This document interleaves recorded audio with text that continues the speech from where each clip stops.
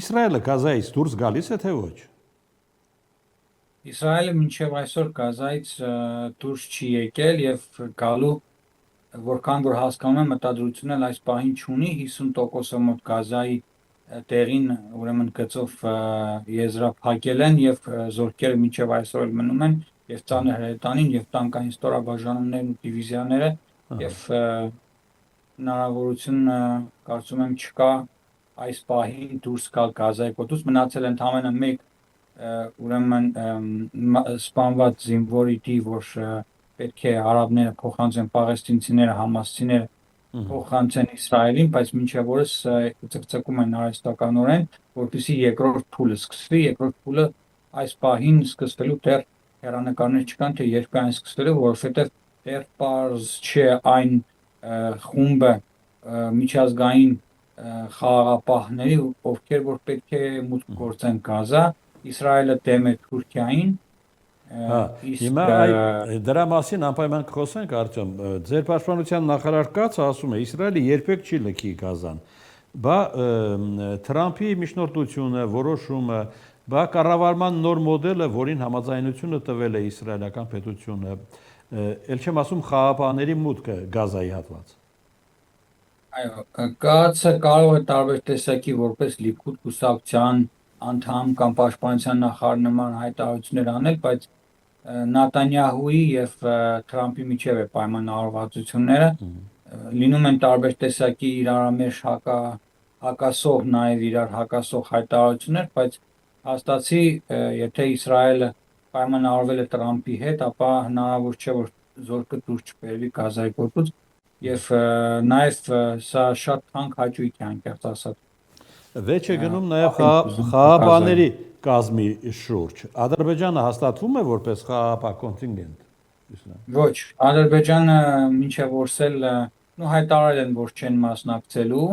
որովհետև շատ ռիսկային է, հայտնի չէ թե այնտեղ ինչ իրադարձություններ են այս պահին տեղի ունենում։ Ադրբեջանցիները հրաժարվել են, չկա այսօր մի պետություն, որ կողմ է այնտեղ իր խաղաղապահ ուժերին տեղավորելու, ուղարկելու, միայն պատրաստակամություն է հայտնել Թուրքիան 2000 զինվորներ արդեն որին էլ Նեթանյահուն մերժել է։ Այո, բայց Նատանյահուն դեմ է, Իսրայելը կտրականապես դեմ է, որպեսզի ասքյարը ոտք դնի այս տարածաշրջան։ Թուրքիայի արտգործնախարարը Անկարայում հանդիպել է Համասի պատվիրակության հետ, Արտյոմ։ Թուրքիան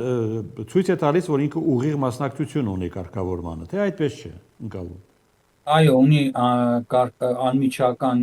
որպես միջնորդ դեր այս հակամարտության իբր հանգուցալուծման հետ կապված եւ բանակցություններում վերջերս միշտ Թուրքիան ներկա է եւ իբր Էրդողանը ներկայանում է այն հիմնական ուժը, որ կարողանում է Համասի վրա որոշակի ազդեցություն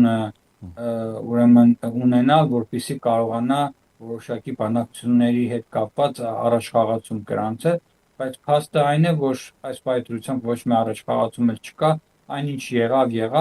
փոխանակեցին դիերը եւ մնացել է մենակ մեկ դի եւ այս պայմաններում ամեն ինչ կարծես թե սառեցված վիճակում է։ Չկա այն ուժ, ով պետք է Իսրայելի նաեւ համաձայնության մուտք գործի Գազայի գոտի, ամերիկյան ստորաբաժանումներ են տեղակայվել Իսրայելի հարավում գտնվող Կիրյաթ Գաթ քաղաքում, այստեղ է գտնվում այն հիմնական ուրեմն բազան, որտեղից դուրս է գալու զորքը եւ մուտք գործի Գազայի գոտի որպես խաղաղապահ ուժեր, սակայն բացի ամերիկացիներից որևէ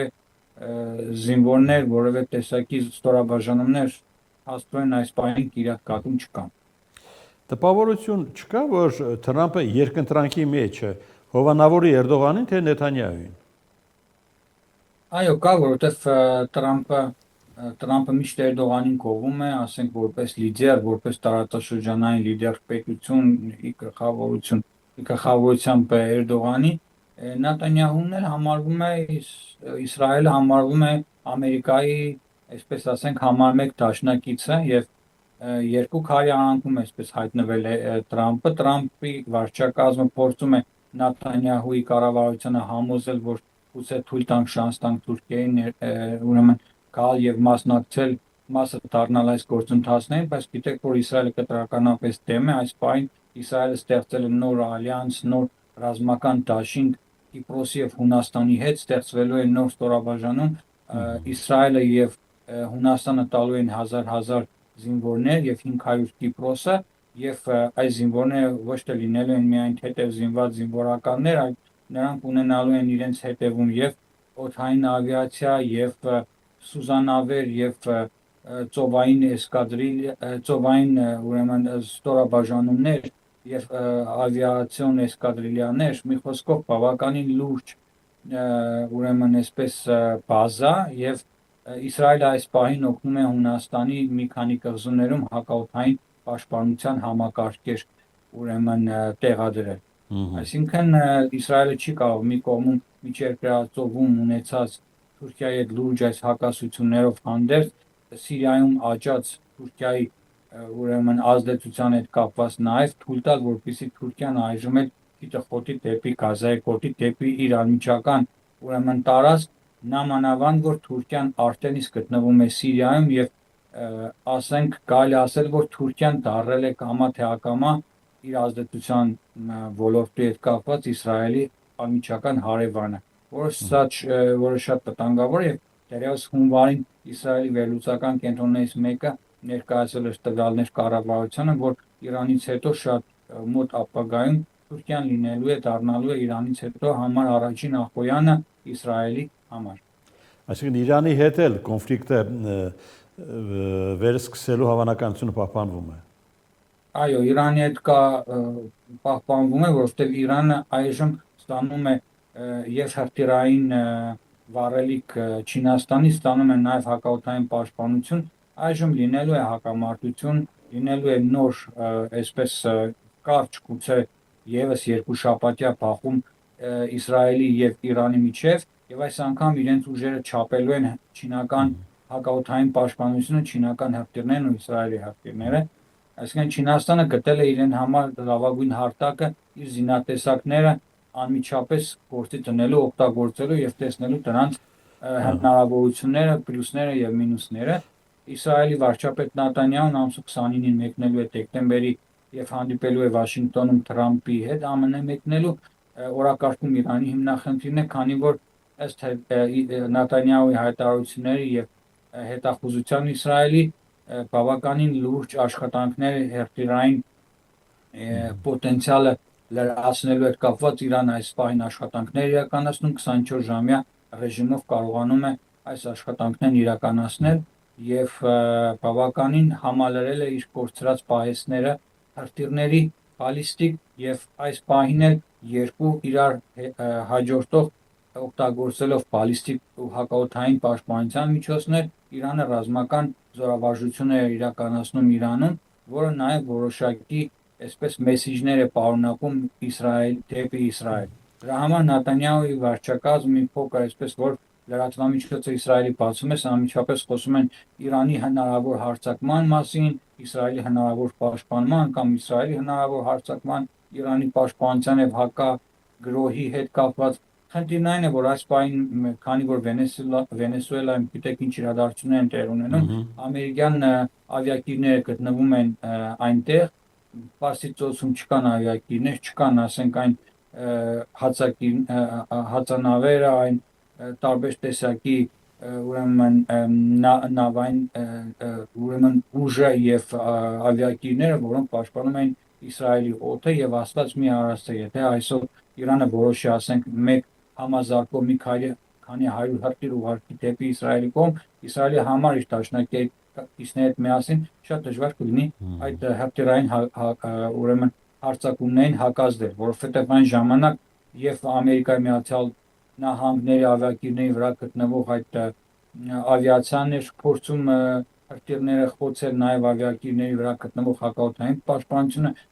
նաեւ Ամերիկայի ու իր դաշնակիցների հարևան պետությունների հակաօդային պաշտպանությունն էր աշխատում, որպեսզի ցույց տային մաքսիմալ չեզոքացնեն այդ հրթիռների հարձակումները Իսրայելի տարածքի վրա։ Սակայն այս պահին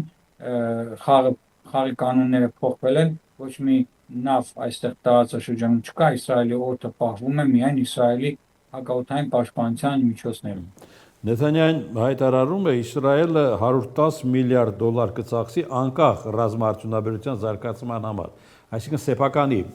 մասին է խոսքը Իսրայելի տարածքում։ Բաքվի աչքը լույս, Արտյոմ։ Չեմ կարծում, որ Բաքվի աչքը լույս, որովհետև այս մեկ տարվա ընթացքում Իսրայելը ձեռք է բերել շատ ավելի լուրջ, շատ ավելի հարուստ եւ շատ ավելի դեմոկրատական պետություններ ընդգրկող ուրեմն գործընկերներ, քան Բաքուն է։ Նախկինում Բաքուն, եթե չեմ սխալվում, երրորդ ռազմական գործընկերն էր, ասենք Հնդկաստանից հետո, օրինակ, եւ բավականին լուրջ ռազմական աջակցություն էր ստանում Իսրայելից, բայց այժմ Բաքուն արդեն շատ հետին պլաններ է մղվել, իմ կարծիքով, որովհետեւ վերջերս Գերմանիայում հակաօդային պաշտպանության ուրեմն առաջին համակարգերի խեցերի բացումը տեղի ունեցավ, այսինքն գերմանացիները բավականին լուրջ ուրեմն հակաօդային պաշտպանության միջոցներ են ցանկանում ձեռք բերել Իսրայելից, մի շարք նաև այլ եվրոպական պետություններ եւս, ասել կուզի, որ կամաց նժարները թեքվում են դեպի Եվրոպայի կողմը, Եվրոպան շատ ավելի մեծ քանակությամբ ռազմական տեխնիկայի, հակաօդային պաշտպանության, հրթիռային համակարգերի ուրեմն պատվերներ է իջեցնելու Իսրայելին, եւ նաեւ կան պետություններ, որոնք այս Գազայի գոտու իրադարձությունների կապված հրաժարվում են որոշ կոմպոնենտներ վաճառել Իսրայելին եւ բարոյստական խնդիրներ են առաջացնում։ Դա հետ կապված Նետանյահուն նման հայտարարությամբ հանդես եկավ եւ ասաց, որ պետք է ուրեմն սեփական արտադրությունը բոլոր տեսակի զինատեսակների դրանց տարբեր ուրեմն էլեմենտների կազմակերպել նաեւ Իսրայելում եւ անկեղծ ասած ռազմական արդյունաբերությունը Իսրայելում գնալով նոր թափ է հավաքում, նոր աշխատատեղեր է ստեղծվում, նոր համակարգեր են աշխատանքի դրվում, բայց անկեղծ ասած այս ամբողջը ինձ չի ուրախացնում, որովհետև համենայն դեպս այն պատվերները, ինչ որ իջեցվել էր արդեն Բաքվի կողմից Իսրայելին, չնայած որ պատերազմի ընթացքում որոշ զինատեսակներ Իսրայելը ինքնաթիռներ ուղարկեց բերեց Իսրայել,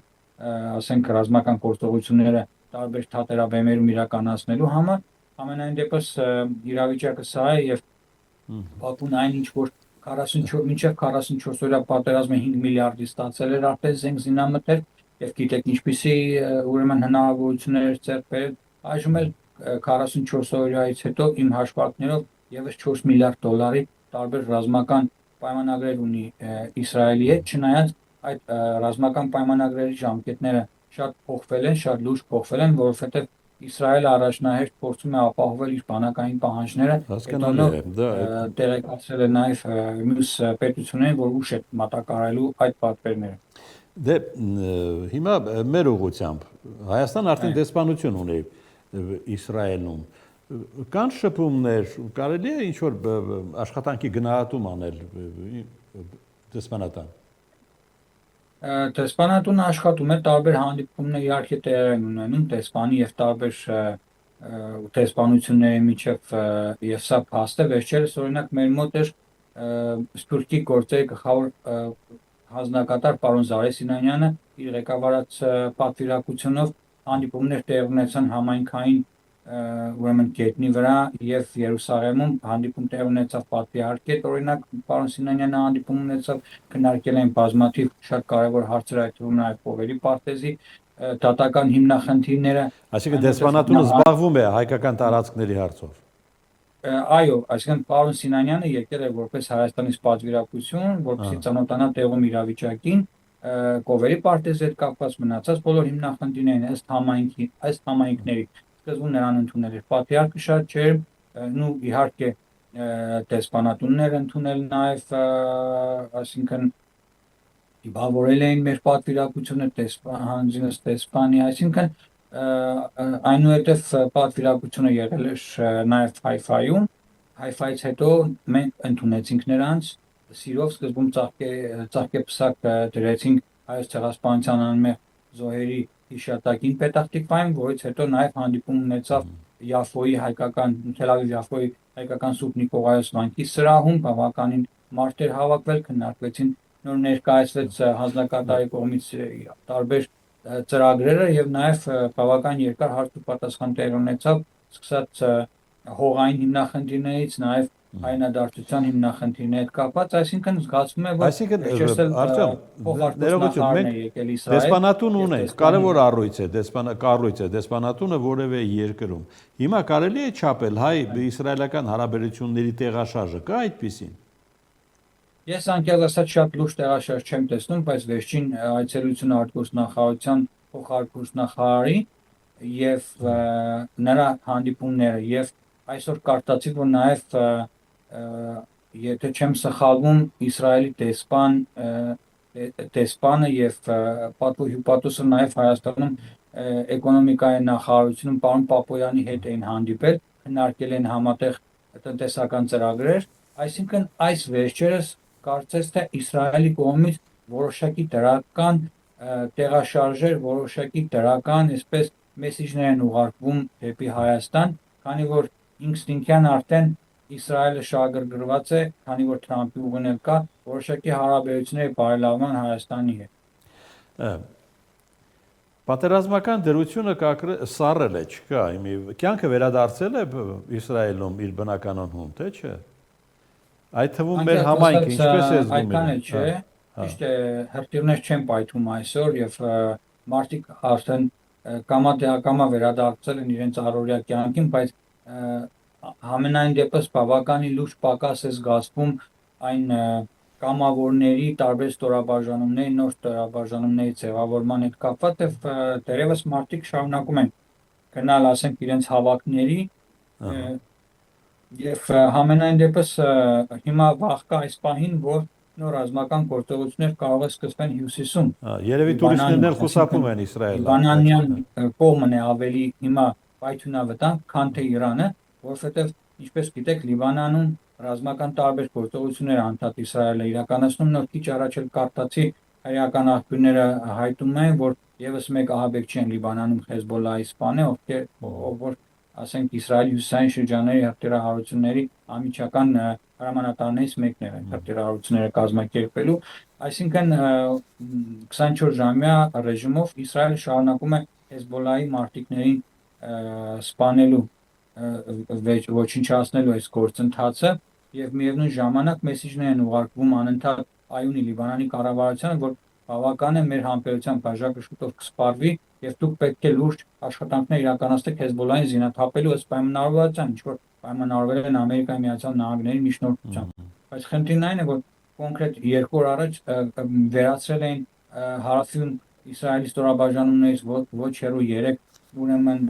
Հեզբոլլահի զինվորների մարտիկների, որոնցից մեկը ուրեմն հանդիսանում է Լիբանանի բանակի հետախուզական ծառայության ուրեմն ծառայող, այսինքն խնդիրը որն է, որ Լիբանանի բանակի զինվորները իրենք, ասենք, առավոտյան ժամերին ծառայում են Լիբանանի բանակում, երեկոյան ժամերին ծառայում են Հեզբոլլահի ուրեմն բանակում, պատկերացնում եք, այսինքն մարդն ինչպես կարող է ինքն իրեն զինաթափել։ Այսինքն այդ սպանված մարդը հենց Հեզբոլլահի որպես մարտիկ հանդես էր գալիս այդ տարածքներում ամրացման աշխատանքներով, բայց ինքը հանդիսանում է Լիբանանի բանակի զինծառայող, այն էլ հետախուզության, գլխավոր հետախուզության զինծառայող։ Ասել կուզե, որ ինչքան էլ փորձեն զինաթափել Հեզբոլլահին, հենց այս զինվորները Լիբանանի բանակի, որոնք մի քանի հազար են, կարծեմ 6000 են նրան, 6000-ով 50000-ը չես կարող զինաթափել ամենա այսպես խոշոր հաշվարկներով, հա։ Էլ չեմ ասում, որ նույն մարտիկները երկու տեղից էլ աշխատավարձ են ստանում։ Աշխատավարձ են ստանում մի քանի $100 Լիբանանի բանակից եւ մի շարք 2 անգամ ավել ստանում են մոտավորապես Հեզբոլլահից։ Այսինքն իրենք իրենց զինաթափելու որևէ նախադրյալներ իրենք չունեն, չեն էլ տանելու եւ սա ավելի վատ սցենարի է կարող հանգեցնել այն առումով, որ Իսրայելը վերսկսի հարվածները եւ Բեյրութի շրջակա տարածքների Հեզբոլլահի տարբեր ուրեմն ռազմական հենակետերի վրա հարձակումներ շարունակի, այսինքն ես անկեղծ ասած տարին սկսեցինք պատերազմով, ծանր պատերազմ ունեցանք Իրանի հետ այդ հունիսի 13-ին սկսված պատերազմը եւ այս մի ամիս ու կես, այս 2 ամիսն է, որ մի թեթև շունչ են քաշել, հուտի եղբայրները դատարացել են մեզ նաև հրթիռահարել եւ տարին ես վստահ եմ, որ հաջորդ տարի եւս խաղաղ չի լինելու։